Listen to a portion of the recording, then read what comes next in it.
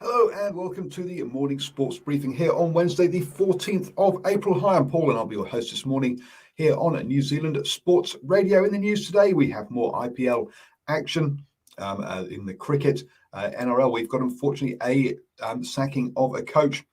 Injury news for rugby in Super Rugby Aotearoa. We have up to date, bring up to speed with the A-League, the NBA and the NBL. Also, some news around the V8 supercars and also ANZ Premiership as well. So this is your best way to start the day up to speed with all of the important sports news. And in the V8 supercars, they are back in action this weekend with the Bow Repairs Tasmania Super Sprint. One race on Saturday and two on Sunday. And we will be having reports from Mossy, who will bring us, will be our new V8 supercar reporter. So he'll be bringing us up to speed with those on Sunday and Monday mornings. So as part of the morning sports briefing. So look out for those. It won't be just me reading out the results, but we'll have a bit more insight into those races. Also, this weekend, the ANZ Premiership kicks off in the netball, and we are looking for somebody to give us roundup reports of those games as well. So if you are interested, or if you know someone who is interested in netball, who would like to provide quick audio or video reports on those games, then please do reach out to me through whatever social platform you like, whether it's Facebook, YouTube, or Twitter, or you can email me, paul@nzsportradio.com. Moving on then into some of the action at the weekend over in the States. We had basketball action yesterday with 8 games taking place. Some of the key results: the 76ers beat the Mavericks 113-95. The Jazz were downed by the Wizards 121-125 there. And the Knicks beat the Lakers 111-96. Oh, also the Nuggets missed out as well. The Warriors beating them 116-107. The Pelicans, though, which is the Steven Adams team, took on the Sacramento Kings. They came out of the blocks fizzing, winning the first quarter 31-19. They backed that up, winning the second quarter 37-26, taking a big lead at halftime, which the Sacramento Kings never clawed back. Steven Adams chipped in with 16 rebounds and 6 points. On the scoring side, Brandon Ingram got 34 points and Zion Williamson 30 for the Pelicans. On the Kings side, De'Aaron Fox scored 43 points and Harrison Barnes got a double-double with 11 rebounds and 16 points, but it wasn't enough for their team. Looking at the tables then, on the Eastern Conference, the 76ers are ahead of the Nets now with the Bucks. 76ers on his 2-game winning run at the moment. Over on the Western side, the Jazz still top, even though they lost, with the Suns and the Clippers chasing the Clippers, the hot team over there, on a run of 5 wins currently on that side of things. The Nuggets slipping back, as are the Lakers in 4th and 5th. Over in the NBL, and no action yesterday, but there is a game tonight with the Taipans taking on the 36ers. That tips off at 9:30 p.m.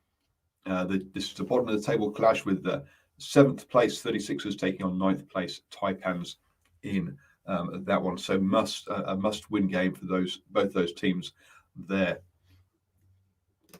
Moving on to the A-League, and don't forget to join the Knicks newsletter tonight at 9 p.m.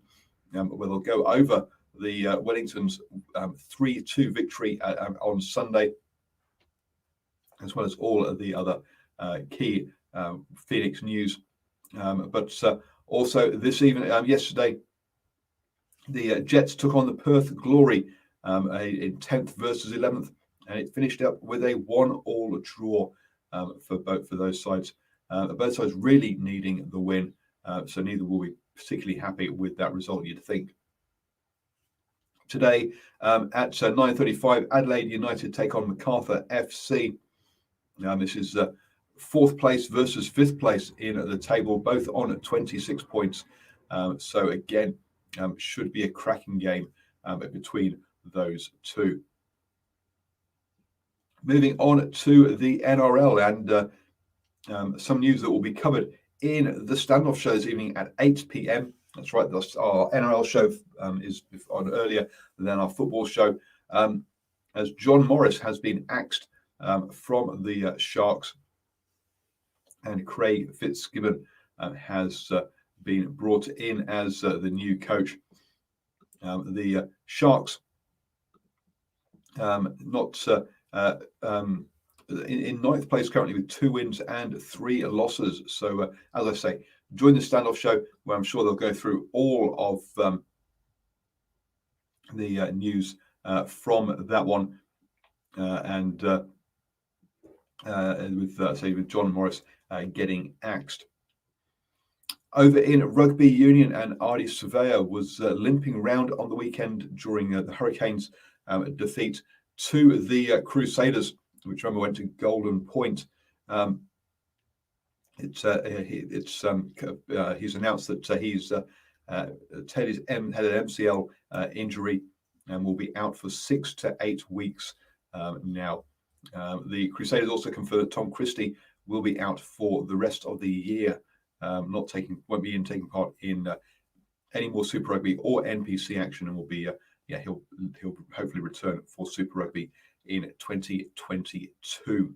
There, so mainly injury news. We're still waiting to hear the extent of Joe Moody's and Jack Goodhue's injuries from the weekend as well.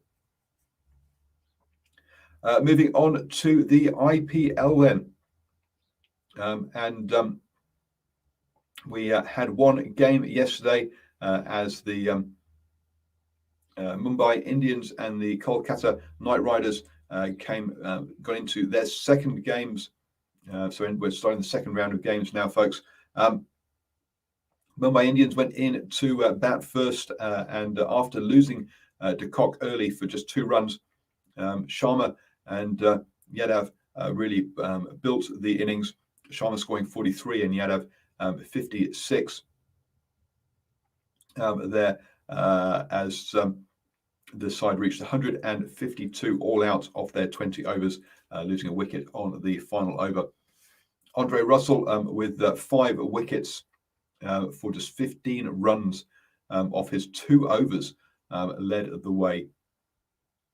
They're wrapping up the tail of the innings for Kolkata Knight Riders. Kolkata Knight Riders started off well with Rana and Gill putting on a 72-run opening stand before Gill was out for 33. Rana in the end made 57, but no other batsman could get into double figures. Extras on 12 was the 3rd highest scorer there for the Kolkata Knight Riders.